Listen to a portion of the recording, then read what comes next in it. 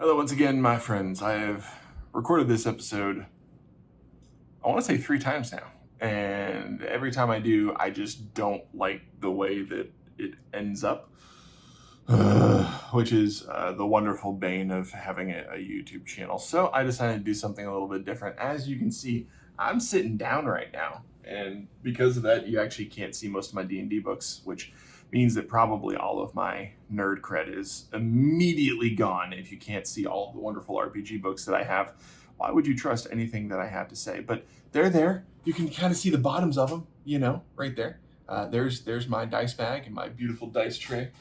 Regardless, I wanted to talk today about world building. It's going to be a little bit different. I'm going to probably not do a bunch of jump cuts and instead just have a bit of a face-to-face with you guys, even though it's not face-to-face. And I digress. We're going to talk about world building. I want to talk to you about my process of creating and naming civilizations. Hopefully it would help you out.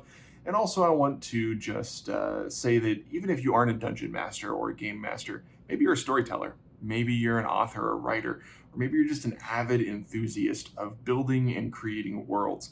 I hope this will help you. It's going to be a little bit longer than my usual content, but it's a big topic. I'm probably going to make a series out of it. So welcome to part 1 of my world building series.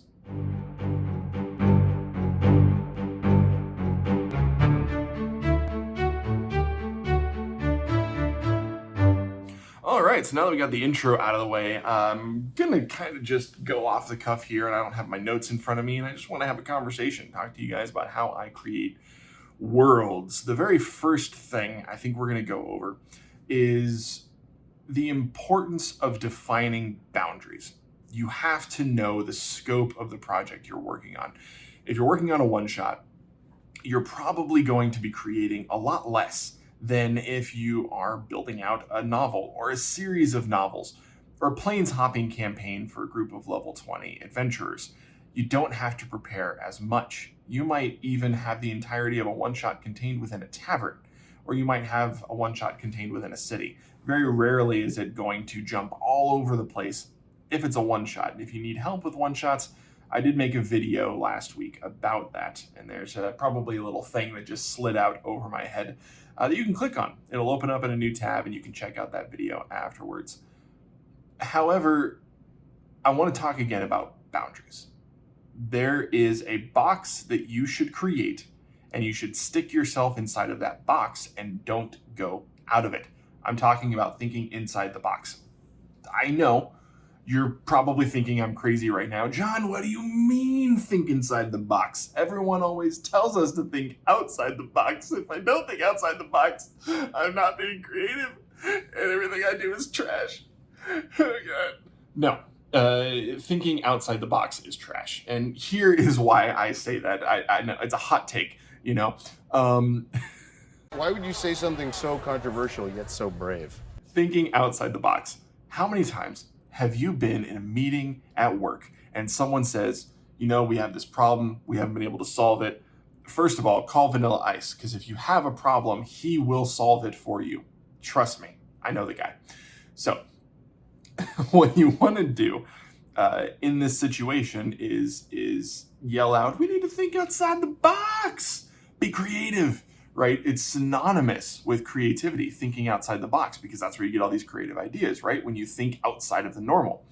The problem is when a manager or a boss says, we need to think outside the box, just throw ideas out there, no matter what. I want you to think of the first idea you usually hear after someone says that. It's usually trash. As a matter of fact, it's like always trash. It's probably the worst idea you have heard yet. It's so dumb. It's so dumb because when we don't have constraints, we have no way to define if something is a good idea, a bad idea, going to be successful or going to be interesting, because we don't have anything to measure it against. Here is why the box is important. When you have rigid constraints, when you have something that is holding you back, you need to overcome that thing. You have to think creatively. That is where creativity comes from. Creativity comes from solving problems. Problems are created by the box. You take away the box, you take away the problems, there's nothing to creatively solve, and then you end up with a really bland setting like Faerun. I said it. What? Don't at me, Wizards of the Coast.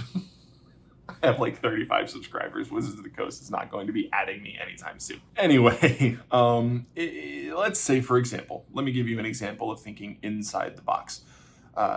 If you have this idea for a Triton crime lord, Corrales, that you want to introduce to your party, but your current party is currently like in the capital city of Nosotros, and at the moment it's landlocked. Doesn't really make sense for them to encounter a Triton right here, so you're going to need to sprinkle some plot hooks around, eventually get them thinking about the Asmer Sea, and eventually to the Kingdom of Luminara, where they're going to find the undersea kingdom of the Tritons, and somewhere in there is Corrales and his crime lord syndicate operation, okay? That is thinking outside the box, right? Because you have the problem of, it doesn't really make sense for a Triton to be here, so I'm going to ignore the problem, and I'm going to create a situation in which the problem no longer exists. Basically, we've decided that instead of solving the problem, we're just going to pluck the party out of where they are, or the main character out of where they are, and put them somewhere else because we have an interesting story over here that we want to tell. Thinking inside the box means, okay, I'm not going to just move the party over there. Right now we're in the city, and I have this interesting story of Corrales, the Triton crime lord, and I want the party or the readers or your audience to hear this story.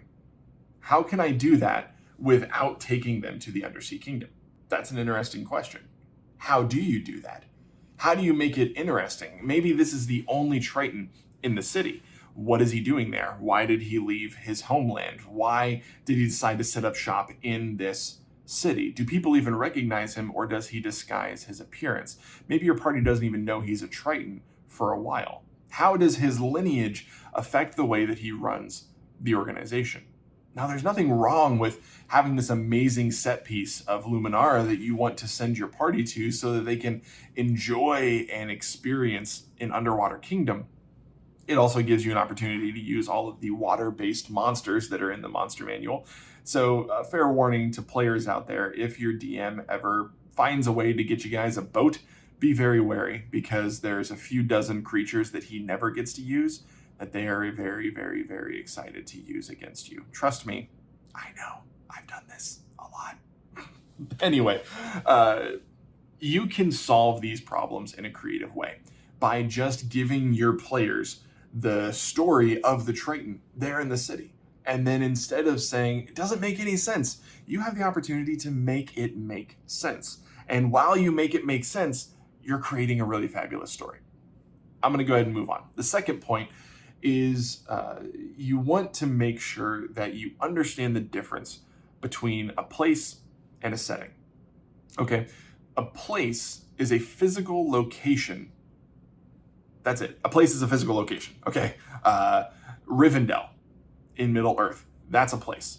A setting is a place, time, and circumstances in which a story is set.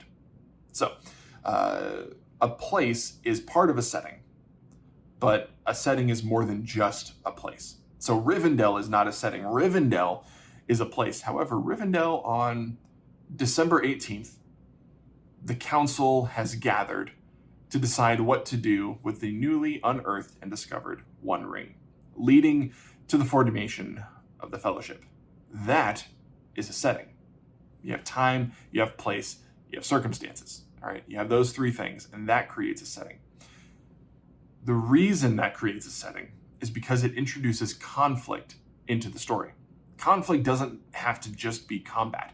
It can also be more than what we usually think about. It doesn't have to be the three that we're taught in school, which are person versus person, person versus nature, and person versus self, right? Those are all interesting, valid, core concepts of combat. But it's more than that, right? Your person can be against ideals. It can be person versus society. It can be society versus ideals. It can be person versus the god or gods that are in your world that you're creating. There's a lot of opportunities for conflict, because without conflict, you've created a gorgeous set piece.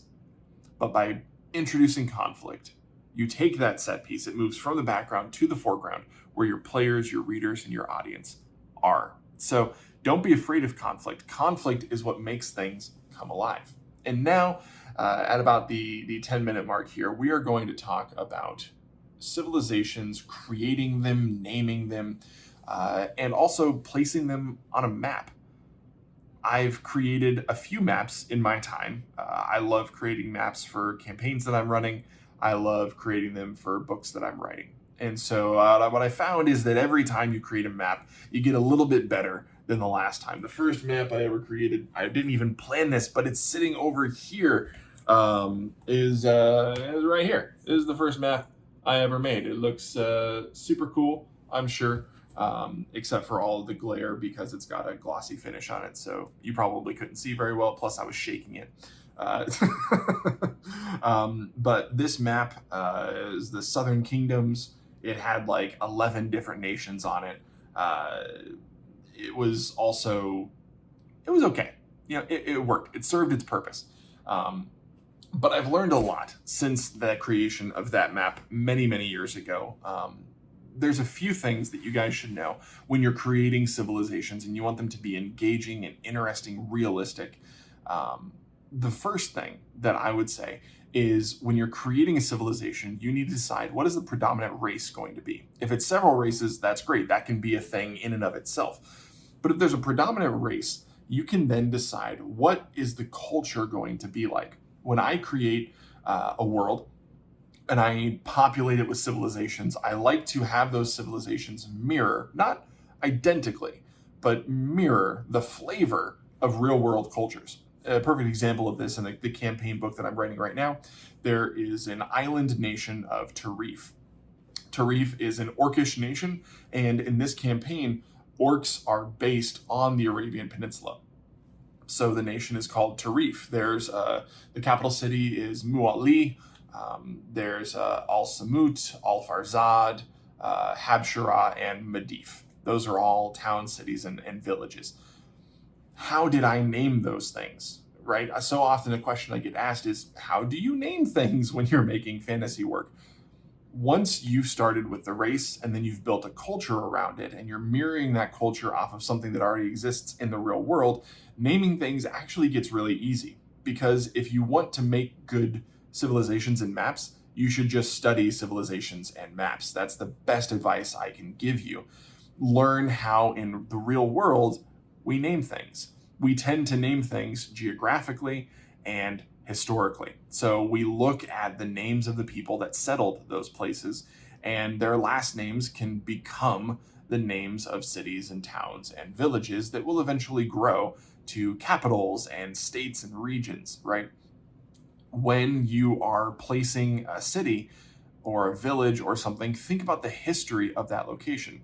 Did it start as a military encampment? Did it start as a place of trade? There's all these different types of villages that can be formed. You have ones that are built for a purpose. Remember, building a society is an expensive endeavor. So they're not going to do that for no reason. They're not just going to build a city in the middle of this area because it's pretty.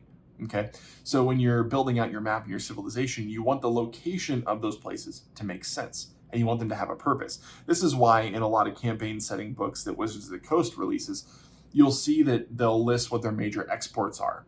Is the village in its location because it's right next to a forest and it started as a logging community?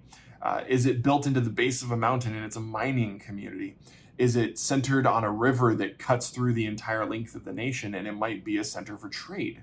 Is it predominantly a place of hospitality? Is it sort of the midway between your nation and another neighboring nation? And a lot of adventurers and travelers and caravans and merchants will stop there to restock their supplies and their rations, pick up things to make sure that they can repair their wagons if they break down, and stock up on different basic supplies that you would need for camping and traveling.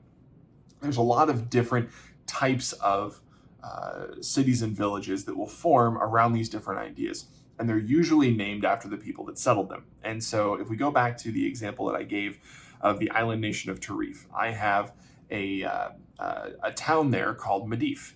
It started around 350 years ago with a conquering general named Madashah IV. So Madashah was a perfectly good name, and that's what I used. But over time, names change, and they usually shorten a little bit. So Madashah became Madash. Madash works, but it's not the best. And here's why I say that. And this is pretty much the biggest thing that will feed into how I name stuff. And that is, if I'm looking at the culture, in this case, the Arabian Peninsula, I'm going to be looking at their naming conventions. What are their prefixes? What are their suffixes? Do they use apostrophes? Do they use hyphens? Are names usually more than one word? You get a lot of al things, al, right? So that's why I al Samut and al Farzad. Muali has an apostrophe in it. These things are common in names within the Arabian Peninsula. Madash, it works, but when you have words that only have two syllables in the Arabian Peninsula, SH is not the most common ending. It's not unheard of, and it wouldn't break immersion. But for me, I want it to make more sense. And so that's why I went with the IF ending. The if sound is very common in the Arabian Peninsula. So you go from Madashah to Madash to Madif. Now, when you're making these decisions, the reason that I said that I wanted it to be even better, because it wasn't the best, is because when you look at this nation, and I'm going to go ahead and throw it up on the screen here so you can see it. And remember, this is a work in progress, no judgment, and no, I'm not going to tell you what that red thing is under the mist with the waterfall and the moat around it. You'll just have to either join my Patreon and be a part of creating this. There are the two higher tier levels. They allow you to either create an NPC with me, and we'll name it, and you'll give some backstory, and you'll actually create something that will be permanently affixed inside this world, or even an encounter. That could be a social encounter, a combat encounter, whatever you want it to be. So that's just a free plug, shameless, for my Patreon. If you want to join the people who are supporting me, I love you very much. It's never expected, always, always, always appreciated. I digress. When we look at this area of Tarif, you can see the way that it's structured. It just kind of feels right. You don't notice it because it doesn't stand out, and you don't want it to inherently stand out. When you're looking at the way that the grass is created, there's layers to it, greens and yellows and hints of red. You look at the way that the places are named, they don't stand out to you because there's a synergy about the way that it's been created. And another thing that I'm going to say here now, I'm going to jump back to my face, is when you're building villages and towns and cities, unless there's no option for this, they should always be around bodies of water, preferably flowing bodies of water, whether that's an ocean, you have a port town like Al Farzad, or if it's a running river, and it could be a lake. You can have a lake town. That's totally acceptable. But societies need water. Why? Because water is how you grow vegetables. And so when societies are just starting, they tend to form around areas that allows them to farm crops, to survive. In deserts, you don't see a lot of societies built deep in the desert. They tend to congregate along the banks of a river, like the Nile River.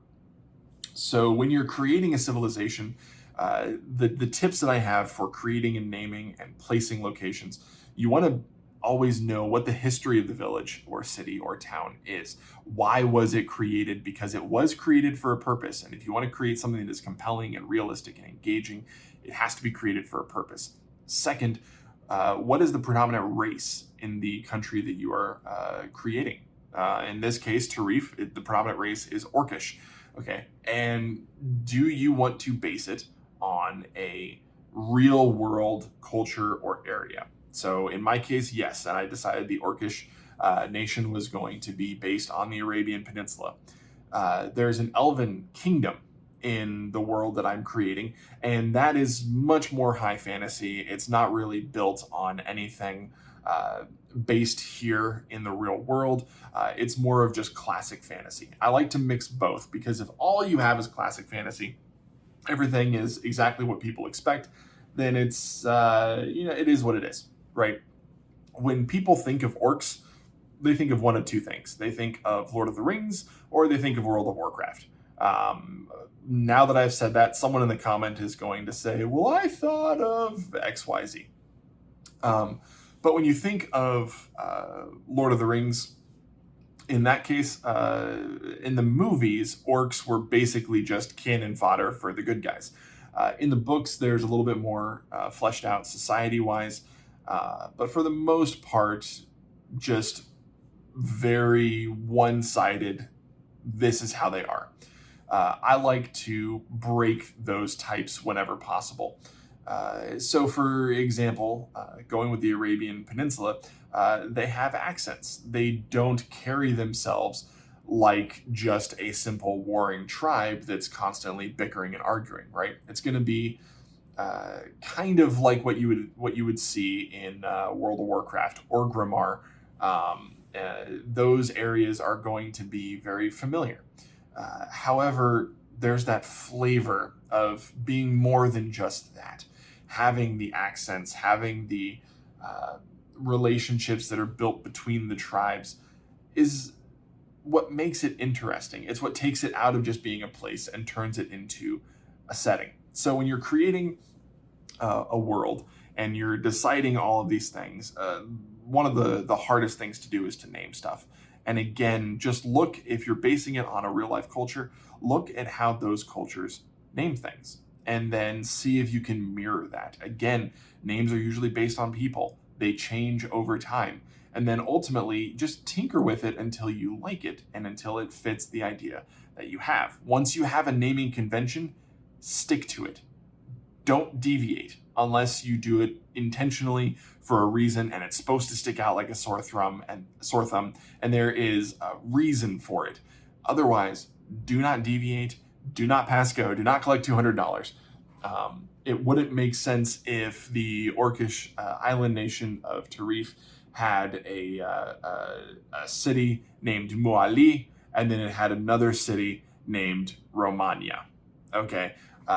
Followed by another city called Yorktown, okay? That would be the most jarring mentally nation ever. And now I'm actually interested in what kind of a nation would end up like that. Probably one of the things I said early on, if your nation is an amalgamation of cultures, it could be various city-states, and each city-state is typically one area that is based on this, one area based on that, one area based on something else. And that could be really interesting. You could have one nation, and inside of that nation, a lot of various cultures and different things kind of feeding into the way that it's created. So there you go. There's a free idea on top of the one that I've copyrighted. So you don't use Tarif or Medivh or Muali or any of that stuff. I've created it. It's mine. You can't steal it. Sorry. Well, if you stuck around for this entire video, holy crap, this went a lot longer than I expected, but thank you. I hope you enjoyed it. I hope it was helpful. We will be doing some more videos on world building where I will talk about everything that interests me. So if you like this video, give it one of these. If you disliked it, give it one of those. And that will help me. If you enjoy this kind of video, then give me a thumbs up so that I know that you enjoy this video and I can create more videos like that. And if this video gets dislike or 77, then I'll know, hey, this video, not that interesting. People didn't care for it, so don't make more videos like that. This is still a new channel. You have so much power here to define the direction of this channel. So let me know the kind of content that you enjoy. I appreciate you. I love your faces. My name's John. I've been your RPG pastor, and I will see you tomorrow.